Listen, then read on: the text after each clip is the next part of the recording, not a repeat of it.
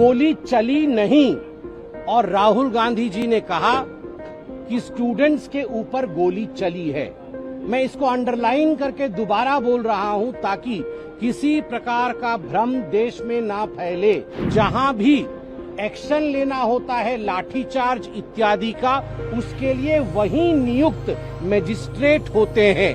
गृह मंत्री जी के किसी प्रकार की ऑर्डर की आवश्यकता नहीं होती है। राहुल जी, आपकी तरह चोरी चोरी चुपके चुपके गृह मंत्री जी विदेश नहीं जाते। राहुल जी, यह वह गृह मंत्री है, ये वह प्रधानमंत्री है जिनके नाम से देशद्रोही कांपते हैं, जिनके नाम से नक्सली कांपते हैं, जिनके नाम से आतंकवादी कांपते हैं। आज सदन के अंदर नेता प्रतिपक्ष राहुल गांधी जी ने जिस प्रकार का भाषण दिया है, सभी मर्यादाओं को उन्होंने ताक पे रखा है और जिस प्रकार से झूठ का पुलिंदा बांधा है वह आज पूरे हिंदुस्तान ने देखा है।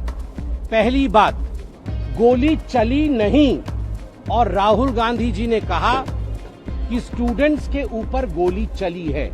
मैं इसको अंडरलाइन करके दोबारा बोल रहा हूं ताकि किसी प्रकार का भ्रम देश में ना फैले। दिल्ली में जिस समय संसद मार्च चला था उस समय स्टूडेंट्स के ऊपर गोली नहीं चली थी और राहुल गांधी जी ने आज भ्रमित करने के लिए, देश में अराजकता फैलाने के लिए गोली चली है, इस प्रकार के शब्दों का प्रयोग किया और यह भी कहा कि गृह मंत्री जी के कहने पर गोली चली है। इसमें एक बात स्पष्ट कर दे, क्योंकि राहुल गांधी जी को शायद जमीनी हकीकत के विषय में पता नहीं है। जहां भी एक्शन लेना होता है लाठीचार्ज इत्यादि का, उसके लिए वही नियुक्त मजिस्ट्रेट होते हैं। गृह मंत्री जी के किसी प्रकार की ऑर्डर की आवश्यकता नहीं होती है। वहां मौके पे, जिसे मौकाए वारदात कहते हैं, वहां मौजूद जो लोकल मजिस्ट्रेट होता है, ऑर्डर उनका होता है। देश को गुमराह करने का काम राहुल गांधी जी बंद करे, नंबर 1। नंबर 2, राहुल गांधी जी ने बार बार सवाल उठाया कि गृह मंत्री जी कहां गए हैं, गृह मंत्री जी क्यों नहीं आए हैं, गृह मंत्री जी दिल्ली में है या नहीं, कहां है। राहुल जी, आपकी तरह चोरी चोरी चुपके चुपके गृह मंत्री जी विदेश नहीं जाते। विदेश कभी नहीं जाते हैं चोरी चोरी चुपके चुपके अमित शाह जी। वो यहीं मौजूद हैं और देश का काम कर रहे हैं। और आज मुझे खेद के साथ कहना पड़ रहा है, जिस शब्द का इस्तेमाल किया गया इडियट, मैं पार्लियामेंट के बाहर हूं, मैं सदन के अंदर नहीं हूं, इसलिए मैं इस शब्द का प्रयोग यहां कर सकता हूं। मगर राहुल जी अपने खुद के लिए भी इडियट शब्द का प्रयोग पार्लियामेंट के अंदर नहीं कर सकते हैं, क्योंकि इडियट शब्द एक अनपार्लियामेंटरी वर्ड है और इडियट शब्द का प्रयोग उन्होंने अनेकों बार किया। चौथी बात, उन्होंने कहा जंतर मंतर में उन्हें एक छात्रा ने बताया कि 3 प्रकार के लोग आए थे और उन 3 प्रकार के लोगों का परिभाषा की डेफिनेशन राहुल गांधी जी ने रखा। नंबर 1 प्रकार के लोग स्टूडेंट्स कहलाते हैं, जिनका दिल बड़ा होता है, जिनका हृदय बड़ा होता है और जिन्हें पता होता है कि उन्हें कुछ पता नहीं, उन्हें और सीखना है।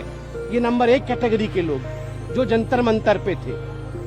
जंतर मंतर पे जो दूसरे कैटेगरी ऑफ लोग थे, राहुल गांधी ने अपने शब्दों में बताया कि वो इडियट थे, जो भगवान मानते हैं और जो प्रोपेगेंडा करते हैं। तो जंतर मंतर पे इडियट थे, ये राहुल गांधी जी ने किस प्रकार से कि आंकलन कर लिया।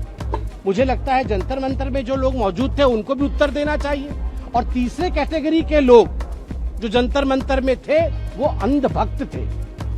तो मुझे लगता है देश के भविष्य के स्टूडेंट्स को इस प्रकार से कैटेगराइज करना कि उनमें से कुछ वास्तविक स्टूडेंट है, देश के भविष्य के कुछ इडियट्स हैं और देश के भविष्य के निर्माता कुछ अंधभक्त है, ये कहीं न कहीं हमारे देश के जेन जी के अंदर एक गंदी भावना, किसी को इडियट कहना, किसी को अंधभक्त कहना। जेन जी ना तो इडियट है और ना ही अंधभक्त है, वह देशभक्त है। यह राहुल गांधी याद रखें। चौथी बात, राहुल गांधी जी बताए आज और स्पष्ट करे, कहां उन्होंने आदरणीय गृह मंत्री अमित शाह जी का 30 कार वाला कैवलकेड देखा। 30 कार के कैवलकेड को उन्होंने जिक्र किया कि मैंने देखा कि गृह मंत्री जी 30 कार की कैवलकेड में चल रहे थे। वो बताएं, आज सत्यापित करें कि कहां उनके गाड़ी के साथ 30 गाड़ियों की कैवलकेड चल रही थी। और फिर उन्होंने कहा कि गृह मंत्री जी उसके अंदर बैठे थे और राहुल गांधी जी ने अपनी आंखों से देखा कि गृह मंत्री जी कांप रहे थे।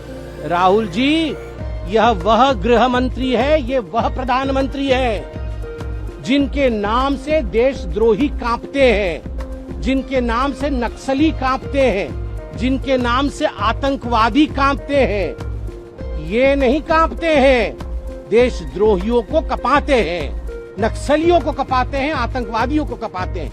बड़े दुख के साथ कहना पड़ रहा है कि राहुल गांधी ऐसे व्यक्तियों के लिए, देश के प्रधानमंत्री, देश के गृह मंत्री के लिए इस प्रकार के शब्दों का प्रयोग आप कर रहे हैं। आपको माफी मांगनी ही पड़ेगी।